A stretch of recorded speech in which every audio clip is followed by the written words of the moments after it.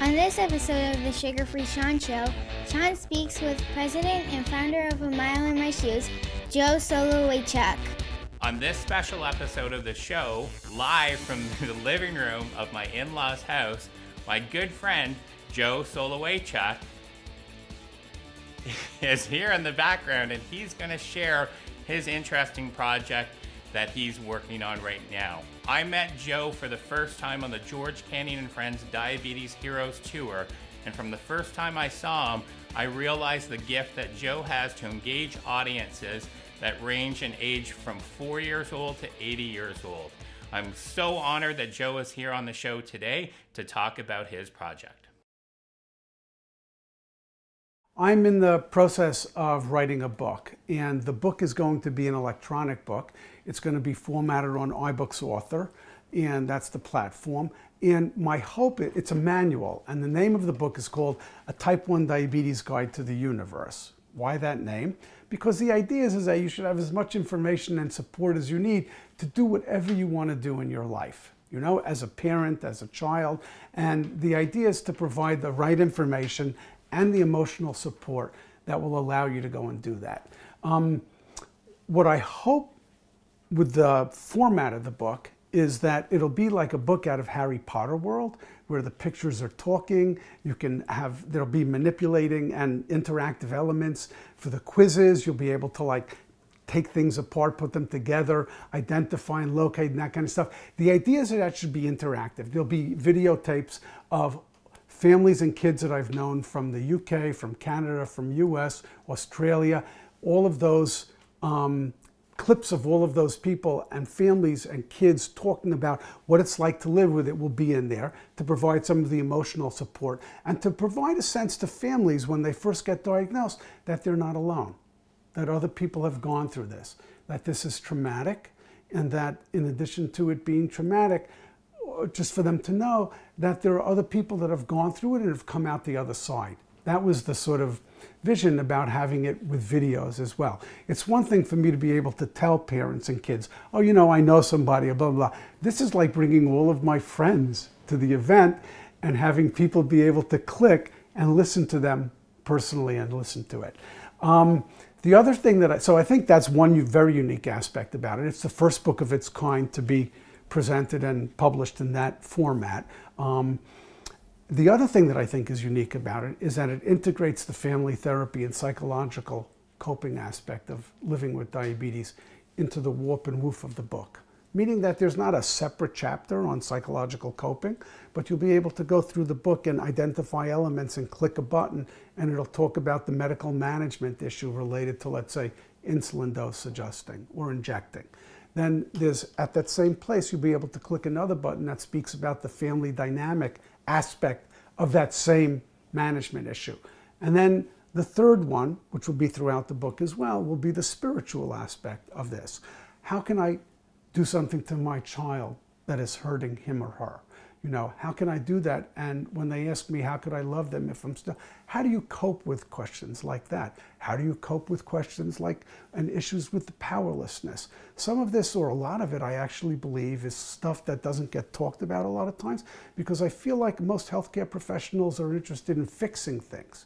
And diabetes is a chronic illness where it's not so much about fixing as healing. And what I feel like is really important is to help give people the tools so that they can help heal themselves as well. It's not to take away the struggle. It's to provide them with tools that will allow them to struggle in a productive way so that they come out the other end. I think it's true, whatever doesn't kill you makes you stronger. And I think that this is the kind of stuff in this book that will help people become stronger as they do their journey with diabetes. In addition to being able to read the content, there'll be little pieces of video in there where I'm talking about the content as I'm talking with you here. So people will be able to enjoy my New York accent, which I can't change with the book. But I think it'll give people a sense of sort of personal flavor and a sense about who I am and what the book's about and the information. And it'll be able to allow them to access the information in a way that they might not be able to if you were just reading it. you know. You'll be able to flip through the book. You'll be able to, there's no set order, although there's a recommended order, but you'll be able to click on this, click on that, move back and forth. There'll be a glossary that has hot links in it and all that kind of stuff, in addition to highlighting the family dynamics and emotional coping, which I think tends not to get paid attention to a lot of times, just because I think most of us as healthcare professionals aren't trained in that area. And if we can't fix something, we tend not to address it. What are some of your tips that you would give to families that have children with diabetes? I have 3 tips when I'm working with families, and I think they really, if they follow them, things will go easier for them. The first tip is that you should learn as much as you can. And when I say learn, I mean how to manage your diabetes by yourself. You should learn to be as independent as possible. Wherever you are in terms of getting help for your diabetes, from the hospital, the diabetes healthcare team, make sure that they teach you how to be as independent as possible. The more independent you are, the more things you'll be able to do, the more places you'll be able to go. I feel like that is our responsibility to make that happen, right? And a lot of times families think, oh, we have to call the hospital or the nurse or this to find out how to change the dose and stuff like that. That's the stuff that you need to learn. How to carb count, how to learn how to tweak insulin doses based on blood sugar results, that kind of stuff. Tip number 2, deal with your feelings. There are no bad feelings when it comes to having a child diagnosed or having to live with this stuff. I've been living with diabetes for 53 years, and I think one of the most courageous things that I've ever done in my life was admit and acknowledge to myself that I hate it. And I think what's important about that is not that I love being alive and it's cool, but it's a pain in the neck to live with this thing all the time. And I think what families need to be able to do, and they need to get the tools to do that when they're first diagnosed, is to have somebody help them deal with the feelings and come to terms with, I think for parents, the profound feeling of powerlessness and how they're going to move on in life after that experience. They feel powerless that they couldn't prevent their kids from getting the disease, and they feel powerless. If that's not enough, they then feel powerless because they can't take it away from their kids. You need to be able to be okay with saying, I don't like it. You can hate it and do it at the same time. Plenty of people pay their taxes and they hate paying taxes, but they pay them anyway, right?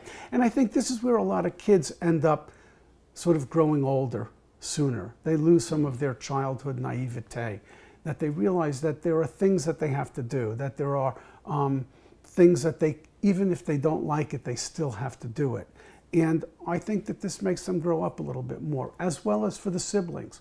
So in addition to the, I would say sort of a sub thing, and tip number 2 would be involve the entire family and involve siblings as well. It's not just one person's responsibility in the family to manage diabetes. It's everybody. One kid gets it, the whole family gets it, and to bring and involve as many people as possible, particularly siblings.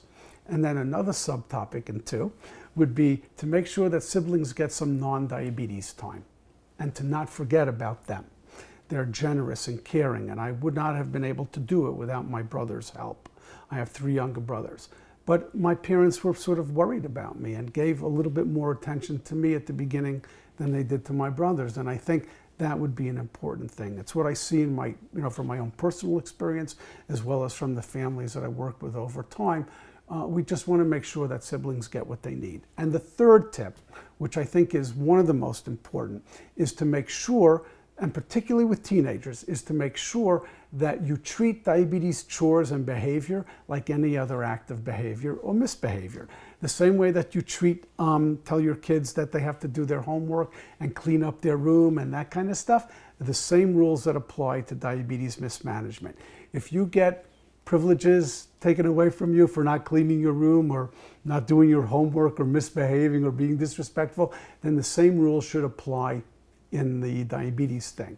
And the 3 rules around diabetes management are, number 1, taking care of it is non-negotiable. Number 2, you don't have to like it, you just have to do it. If you like it, you're nuts and you need medication. And number 3, you have to do it. And to reframe non-compliance or mismanagement as any other act of misbehavior.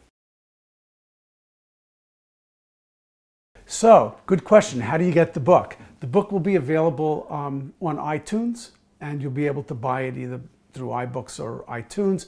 It will be only available for iPads to be read on iPads and also on your Mac. A special thank you to Joe Solowiejczyk for joining us on this episode and his very exciting project. And a special thank you to my nieces, Alicia Chung, 10 years old, and Sophia Chung, 6 years old, that were here on set. And Alicia was our announcer.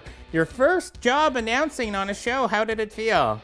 It felt good. All right. Good, awesome. So can we say goodbye and wave to the camera? We'll see you next time. Bye for now. Bye. What was the song that you sang on the George tour? Oh, I'm a little teapot, short and stout. Here is my handle, here is my spout. When I get all steamed up, hear me shout. Tip me over and pour me out. Yay!